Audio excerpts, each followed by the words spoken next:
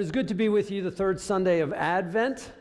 This is a time of preparation, a time of waiting, but also a time of looking forward. What brought about the events that we celebrate? Why did they happen the way they happened, and what brought them about? For the last couple of weeks, we've been talking because Christmas, and I know that you've heard the stories. I know that you've kind of gone through the whole story of Christmas, and we've talked over the years about that, but it always is worth going over again. It's always worth sharing why people did what they did. What is it about these characters that speak so powerfully to us about the Christmas story? And we started off our journey by really talking about how, because of Christmas, everything that we know, all of the blessings that we have, that God is doing something in our world, that God is sharing something and awakening something within us. We also began to talk last week about how there are times that God spoke to the shepherds of all of the people of Israel, that God could have woken up and said, hey, something amazing has happened. He spoke to shepherds. And there's something about that reminds us of God speaking to the simple people, the people that were kind of at the bottom of the status level, inviting them into his story. And so through this whole journey, we've realized a couple of things. That we first of all talked about how God is doing something that was totally unexpected. People had this idea of God coming in power and might and just taking out the Romans and establishing the world the way that we see it. Why doesn't God do what I ask him to do? If God were to just do what I'd want him to do, I imagine things would be a horrible mess. You know, but God does it on his timetable. He does the unexpected, because God then also jumps in and he uses the most unlikely.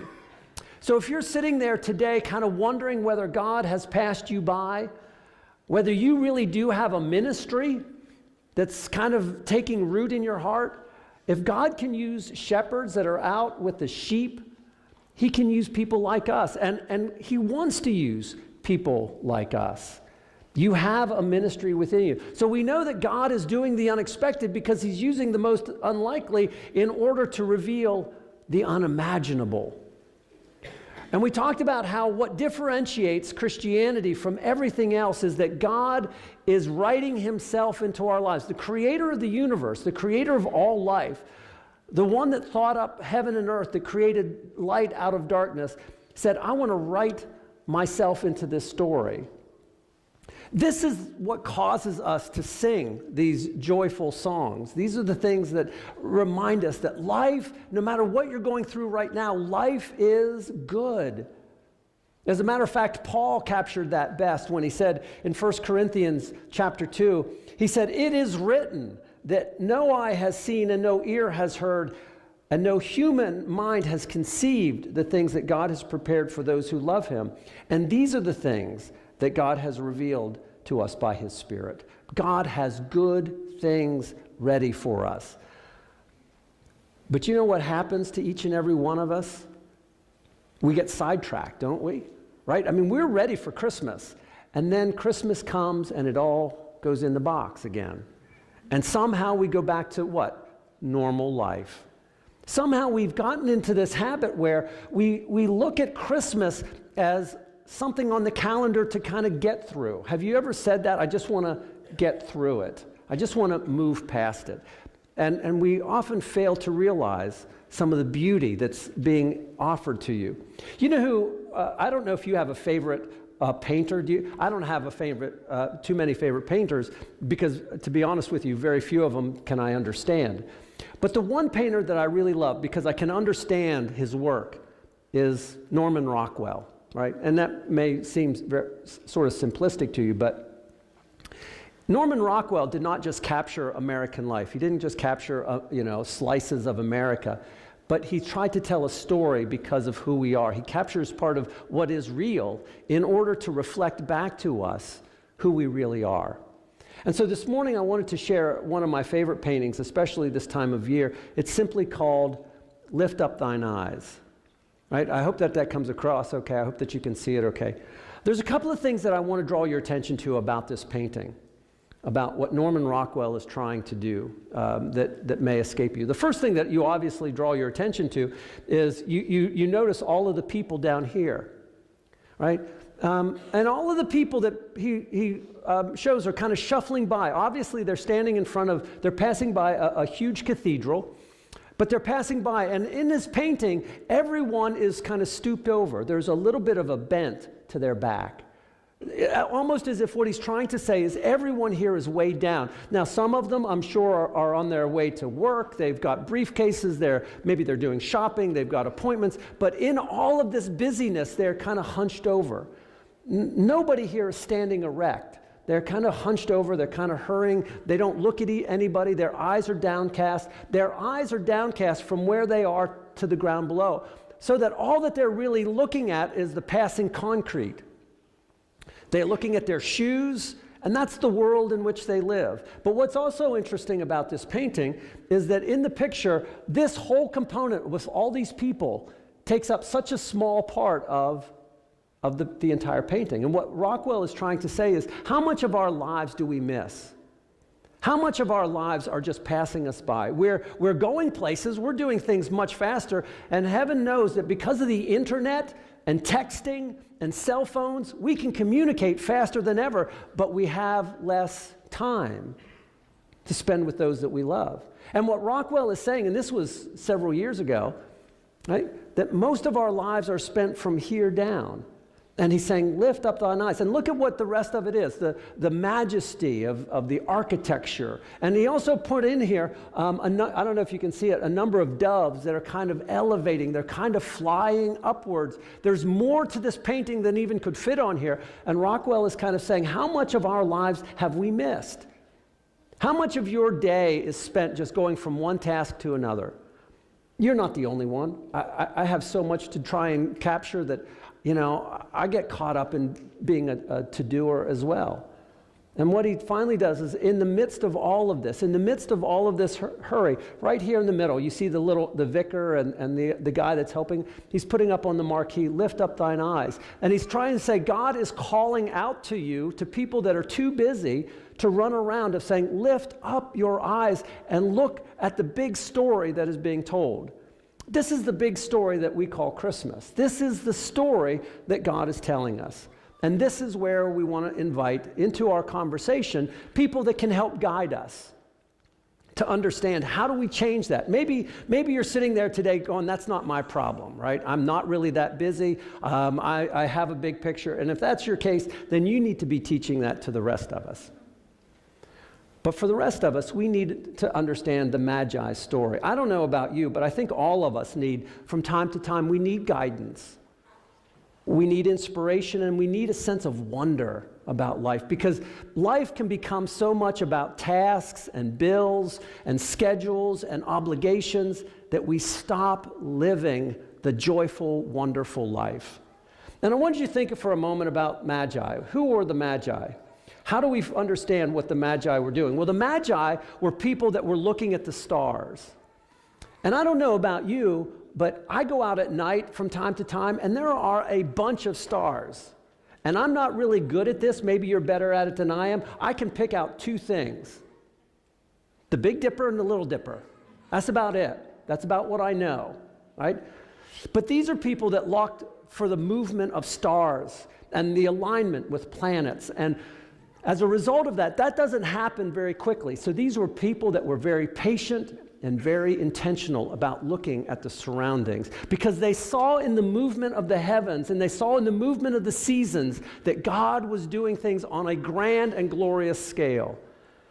The Apostle Paul knew this as well, and he said this in Romans chapter 1. This is from the Message translation. He says, but the basic reality of God is plain for everyone, or is plain enough. Open your eyes, and there it is. By taking a long and thoughtful look at what God has created, people have always been able to see what their eyes as such can't see. His eternal power, for instance, and the mystery of his divine being, so that nobody has a good excuse. What the Apostle Paul is saying is, if you just look around, there are stars everywhere. There are invitations for you to follow, to find out what is really going on. And the story of Christmas is lift up your eyes. Stop worrying about all of the circulars that you find in your newspaper or all the ads to buy more. Look upward and you will see a story that is unfolding that is bigger than you, that has been going on for millennia, that God is doing something amazing in your life and in the world around. So maybe we can learn something from these magi after all. Maybe they can tell us something about the world in which we live. And maybe, just maybe, for your Christmas, they can help guide you to find something that you've never found before. I wanted to read to you then from Matthew, the 2nd chapter, beginning with the 1st verse, the story of these wonderful magi. Now, after Jesus was born in Bethlehem in Judea, during the time of King Herod, Magi from the east came to Jerusalem, and they asked, "Where is the one who has been born King of the Jews? For we saw his star when it arose, and we have come to worship him." Now when King Herod heard this, he was disturbed, and all Jerusalem with him. And when he called together the people's chief priests and teachers of the law, he asked them where the Messiah was to be born. "In Bethlehem of Judea," they replied, "for this is what the prophets have written. But you, Bethlehem, in the land of Judah, are by no means least among the rulers of Judah, for out of you will come a ruler who will shepherd my people Israel." Then Herod called the Magi secretly, and he found out from them the exact time the star had appeared. And he sent them to Bethlehem, and he said, "Now go and search carefully for the child, and as soon as you find him, report to me, so that I too may go and worship him." And after they had heard the king, they went on their way. And the star that they had seen when it arose ahead of them until it stopped over the place where the child was. When they saw the star, they were overjoyed. On coming to the house, they saw the child and his mother Mary, and they bowed down and they worshiped him. Then they opened their treasures, and they presented him with gifts of gold and frankincense and myrrh. And having been warned in a dream not to go back to Herod, they returned to their country by another route. This is the word of God for the people of God. So what are the big themes? What are the things that when you hear this story kind of stick out to you as kind of like, well, that's weird. Why would they do that? Why did they not do that? And there's a couple of things that kind of stick out to me. First of all, that Magi from the east are looking for this king. They understand that there's supposed to be, based on the stars, what is happening. They believe that there is a star, that there is a king that is to be born of the Jews, right? But when they go to Jerusalem and they ask, where is he to be? They say, oh, well, it says right here that he's going to be born in Bethlehem. But nobody in Jerusalem thinks that it is important enough for them to follow the Magi. They say, well, you go and you bother yourself, and when you come on back if you find anything. And the question is why didn't they get stirred up? Why do they not find this interesting? Why do they not say, hey, maybe they found something. Well, we ought to check this out. And maybe it's because there is an expectation. Maybe, if you will, maybe it's part of what Rockwell was trying to talk about, that they were so busy doing life that they stopped understanding the big picture. Or maybe they felt that if God was going to do anything, he was going to start in Jerusalem. If God is going to do anything amazing, he's going to come to us first, right? It would have been sort of like if on a day like today, if you don't mind the analogy, if somebody from Syria were to come into our community and say, hey, God is doing something amazing. We're going, well, if he's going to do something amazing, wouldn't he start with our church? And so we'll wait until he lets us know, but if you find anything, let us know. The people in Jerusalem were so convinced that God was going to start with them that they missed the big story that was happening all around them. And the bottom line is that God guides the seekers in all of us. In Jeremiah chapter 29, God says, if you seek me and find me, when you seek me with all of your heart, when you want something bad enough, when you're willing to go the distance, then you will find what you are looking for. The Magi believed that there was something bigger that was happening in the world than just their little corner of it, than just following the stars. The stars were telling them something bigger was about to unfold. When you look around the sanctuary and you see all of the decorations and you see all of the people and you hear the voices, and when there's if you will, there's something, when Jason isn't here and everybody else steps to the forefront, it kind of tells you something bigger is happening in the community than just our little pocket of comfort and convenience. Something bigger is about to unfold. So what is it that draws the Magi to go thousands of miles from the east to look for this special thing? There's a couple of things that differentiates, I think, the Magi, and I think that they would want you to know about their own journey. The first one is they had an upward focus. They took time to pause and to wonder. They were looking at the stars. They were looking at the heavens. They knew that something bigger was at work in the world. Something unusual was unfolding in their community. And they looked up, and day after day, they plotted and they charted the stars. They looked for how were the stars unfolding. How much of your time do you get the time to just pause and reflect? Just to think in silence? Do you have this problem? I hope I'm not the only one, and I hope this isn't a time of confession. But do you ever have a time where you get in the car and maybe you're going to go to the mall or you're going to go to the store or something, and just almost out of habit you hit the radio? Just because you're listening, you want some noise. The silence bothers you. The time to reflect, the thoughts that come up. And so it's so hard to just sit in silence. We become so preoccupied with doing things that the silence and stillness tend to bother us. How often do we spend time just in quiet saying, what is happening in the world? What's happening in my life? Where am I going? I love this quote, and I use it an awful lot from Mark Twain.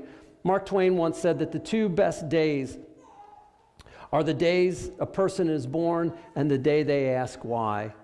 So many people are just asking these days, what are we all about? We have the internet, we have text, we have cell phones. We're staying so busy and so preoccupied we don't get to ask the big why questions.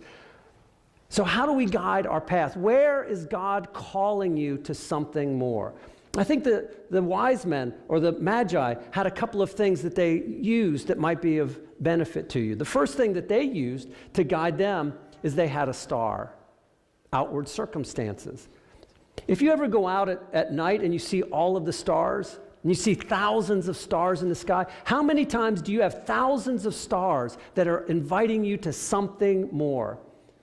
The Magi were the only people that saw this coalescing of stars and planets and said something amazing is happening. How many times do we just fail to look up and say, God is inviting you to something more?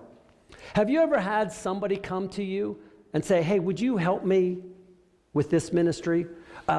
Would you be willing to share in this event or this ministry to get more involved? Would you be willing to go and to do something for somebody? All of these, if you will, are stars that God is using to invite you.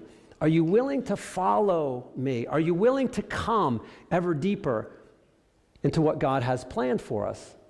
The second thing that they used is they used the scriptures. When they went to Jerusalem, they said, well, let's consult the scriptures. In 1 Colossians, what is it that God is doing for all of us? What is the mission that God is doing in our place? In Colossians chapter 1, Paul says, so that we become fully like Christ, fully mature in Christ. All of the events that you're going through, good, bad, and indifferent, are to reveal more of Christ in you. And so they sought the scriptures, and he said, well, it's supposed to be here. The scriptures will always guide you. They are, if you will, our owner's manual for the life that we have been given. And finally, they went and they used and talked to scriptures, the advice of trusted friends.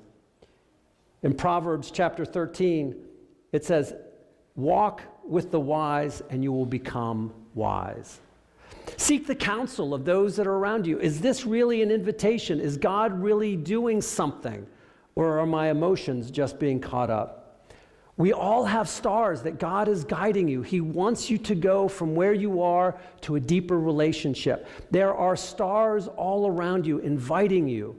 At some point, you have to look up and say, God, are you using somebody like me? The Magi began to realize that God was doing something, and that created an inward tension. Henry Blackaby, who several years ago wrote a wonderful book called Experiencing God, he said, as soon as you encounter God, a true God encounter, it will automatically create within you a crisis of belief. You'll be faced with a crisis. And that crisis is, am I going to stay in the comfortable and convenient little place that I've created for myself, or am I willing to pick up and follow where he leads? That will always be the challenge. I love this quote from Richard Foster. He said, our adversary majors in three things: noise, hurry, and crowds. Does that describe Christmas for you, for anywhere? But if he can keep us engaged in muchness and manyness, he will rest satisfied. So if we know that, if there is a temptation for us to get caught up in crowds and busyness, in muchness and manyness, how much of your lives are dominated by those two terms, muchness and manyness? It creates within us a tension. Are we willing to risk? See, the Magi, once they knew that God was doing something, they had to be able to say, but will I leave my home and travel all those miles to face who knows what? All we know for sure is we're following this star. I don't know how it's going to end. I find that in our culture, so often people want to know the end, how things are going to end before they ever begin. And if you do that, faith will always die on the vine. Faith is trusting that God already sees the end before you do, and that's all that you need to know. The Magi were willing to risk and go that extra step, go that one step further, that crisis of belief. Because I find that in most of our cultures, we are just too busy to notice what God is doing and follow that. As a result, many of us confuse busyness with significance. We think that the more texts that we receive, the more emails that we have, the more meetings we have, the busier and the hectic that we are, the more important that we are. But as a matter of fact, it's stealing our joy. It's stealing our purpose in life. So finally, they were looking up. They knew that God was doing something. They looked inward and they said, we're going to go in that direction. And so finally, they made a change. They had to go outward. They had to change who they were, and they took a journey to discover what God had in store for them. As a church, giving up things that we love for things that we love even more. When you look at the gifts that the Magi gave, gold, frankincense, and myrrh, we kind of roll that off at the tongue and we say, well, those are the Magi kind of gifts. These were incredibly expensive gifts. And they're giving it to a child that, who is this child? I mean, at this point, they don't really understand the whole theology, the Christology, the death and resurrection. They just come and say, okay, well, let's give these gifts. They had been so touched by what God was doing in the world. We don't know what this child is about, but we know that he's going to change the world. When we think about what really dominates our lives, what are we willing to share? Andy Stanley once said that Jesus has not truly captured your heart until he captures your wallet. When there's a tension between the gifts that we give and the person that we love. So we come this full circle. They finally realized that God was doing something amazing. And I find that for most of us, we're still stuck in that looking for our star. We don't believe that God is really going to use people like us. But he used shepherds. He used Mary and Joseph. He used Magi from the east. He can use people like us. As we begin to live, we look to Bethlehem because something amazing is about to unfold that has changed all of our lives. Whether you agree with it or not, it has changed your destiny forever. I also find that many of us will come out for Christmas. And I get that. I get that many times we will come for Christmas and Advent, and then when January comes, you just kind of fade away because you put it all back in the box. And I want you to think about changing that habit. I want you to think about living a better story. And I wanted to share with you a little bit about what we're coming up in January, because I believe that God wants you to have a better story, a better path for what's going on in your life. And if you're willing to make that journey into January and stick with us through January, We're going to talk about the key parts of building a better life and a better story so that at the end of your life, you're saying, this is what my life was really about. Not my job or my house, but this is the character, this is the plot, this is the climax, and this is what it was really all about. I want you, can you play that video? Thank you.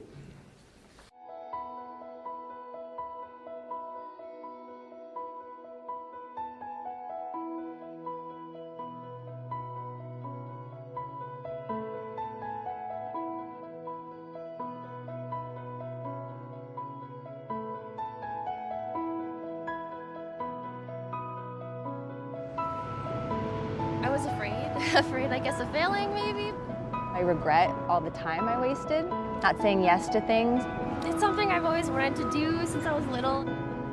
Time slipping away, I mean, that's probably the worst feeling in the world, right?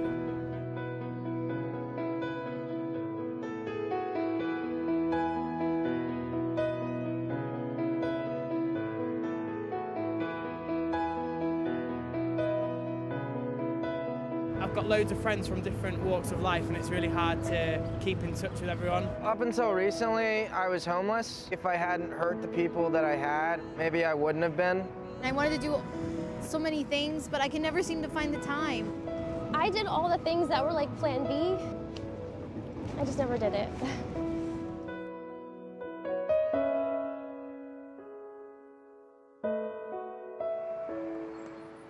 Thank you. That's good? All right, y'all. Enjoy.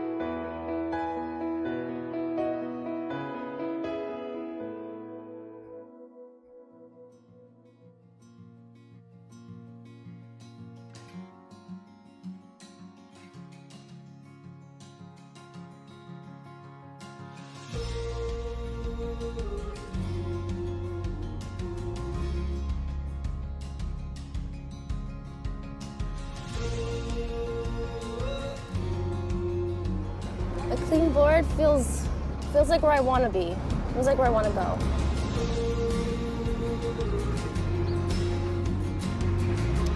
That it's not my regret anymore. It's hopeful. It means there's possibility.